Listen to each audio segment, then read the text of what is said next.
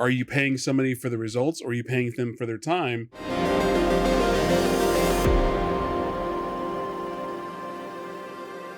AI is not coming to take your jobs. It's people that use AI that come and take your jobs. Mm-hmm. You know, Mm-hmm. and this is a phenomenon I saw during the pandemic, particularly in the developer class. People that write software for a living had 3, 4, 5 jobs. It's not like an isolated thing. I actually had like 3 or 4 friends that did that. Mm-hmm. All the jobs were 80 to 120K a year. Oh, right. So they were doing multiple jobs at once, saying, "No, I don't work anywhere else." They were full-time jobbing. Right. Yeah. And they It's were also called theft, but go ahead. No, because it happened all over the place. If you don't mind, it actually happened in the construction industry. One of my friends, who was a regional vice president at a big construction supply company, found out that they had an employee that was repping for 2 different companies and getting benefits and retirement accounts. But it's not theft if you're doing the work, if you're being productive. Well, and this is actually what you remember. This is like a pull quote from last week. You know, we got to come up with some other way to monetize people. Mm-hmm. This about output, because people there is so much wasted time in the average corporation. You don't notice it because you have a startup, right. Essentially.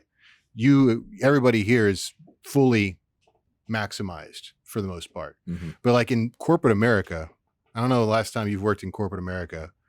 Like it's like 80% meetings. Like you waste so much time, and not to mention the commute time, right? That's another, I'm dealing with a commute time right now, 4 hours a day. That's actually not uncommon for a lot of people that have to commute. Mm-hmm. You cut out the commute, you cut out 80% of those meetings where you can be in like 3 meetings at once and just go, right? Mm-hmm. And you're not thieving any time because you're still spending like 20 minutes a day writing software. And I can appreciate that, but I'm also coming through the lens of a business owner, right? And where literally I don't get to pay myself sometimes. So like if I am paying somebody for a full-time effort or full-time results, and that's one thing I've talked to Brian about. That's not happening at like Salesforce though, right? Or but the thing Walmart is, like, or something. But one of the things that we talked about is, are you paying somebody for the results, or are you paying them for their time? And ultimately, you need to get to the business mindset of that you're paying for results, and you don't care about their time. But then you just need to make sure you have a clear expectation of what those results are. Yeah, and then that's just my own personal hang up. So when I do hear somebody doing the 3 to 5 jobs, is the term overemployed? Yeah. Remember we were talking about quiet quitting a year ago? Now, this is the big buzz thing, is overemployment. Is right. And maybe I'm just jealous because I've never had that opportunity to be able to knock out 3 or 4 jobs and make $200,000, $300,000, $400,000, $500,000 doing one thing. As we've talked about before as well, we talked about how the full-time employer, 40 hours a week, was originally like a cutback because people were working 100, 120 hours a week and they needed to get employment up. So they said, we're going to cut you back to 40 hours a week. And that way we're going to have 3 shifts, right? Get more people. But as technology has brought us forward tremendously, people like you and me, small business owners that have employees, even though our employees are doing their job, are a little irritated that they have so much time and they're getting paid so much money to do nothing. So like, if maybe that's part of the paradigm shift and you just have to, I don't know. I don't know how you're going to have to adjust that, but like full time, I still have the contention that full time doesn't need to be 40 hours a week. You have to come up with another definition of full time. And the difficulty there is how, if you want to do something where you just say, we're going to do it based on quota, that's going to burn out people too, right? Because you're going to have the ones that work the hardest irritated that the ones that aren't doing the same type of work. I don't know. It's complicated, but I mean, I think where we're headed, and we had this brief thing last week. We said post-scarcity society. I had some time to think about that. Mm-hmm. Post-scarcity, man, those are some big fighting words. Yeah. Well, I mean, not really. Those sound like a smart. I'm glad I wasn't on that one. It's all head towards like the Star Trek world, right? Where pretty much everything can be free. It's just a matter of whether it is. So most of America that is in the workforce works for a bureaucracy that could probably be replaced with a modern invention like a pager or a fax machine. I and this is just readily apparent to me from someone who's had a lot of dealings with government bureaucracies, which means that we are wasting a ton of money giving people make work to do. What if, so obviously we can afford to give people pointless jobs as a society. We have enough money theoretically floating around in the largesse. But why? The why is important. Yeah. No, that is the why. We created the jobs and we created the processes when the companies, right? 85% of the GDP was created by small business owners, and those small business owners are in a constant state of creativity and trying to figure out what works and what doesn't, right?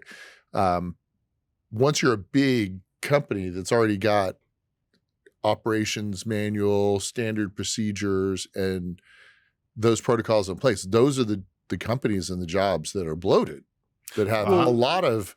I'm mostly referring to the federal government, though. Well, there's that too. Yeah. Well, they're the worst. Yes. They're the worst because there's no controls. Correct. Well, also, I was just reading, and by reading an article, I mean reading a headline of an article, because who reads articles anymore?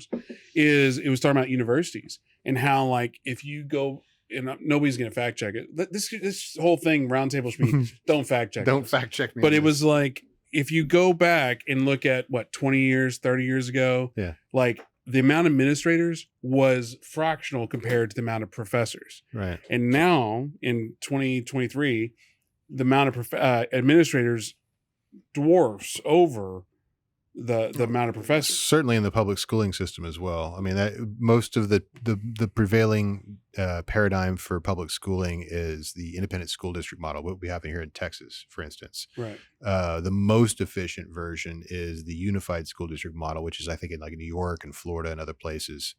But because of the kind of tendency towards individualism and local control, which equates in our minds to better freedom, we end up spending about 70 or 80% of the budget goes to administrative costs. Well, then you look at, like, I think moral hazard comes to play in here a little bit. I had to Google it to make sure it was the right term, but because I think it is. Did you just fact check something on the show? No, I just didn't want to sound like a complete idiot. But like Twitter, I think Twitter's a great example. Like, this is not a pro or against or any commentary on Twitter itself, other than the fact that, hey, they laid off 80% of their workforce and they're still a thing.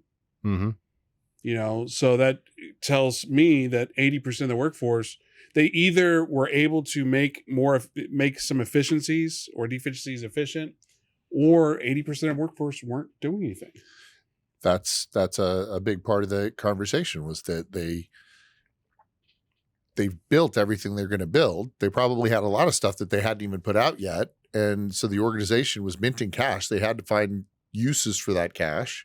And so they kept people employed. Now, it kind of was the icebreaker to allow all of the big tech companies to start laying off mass amounts of people that weren't doing anything.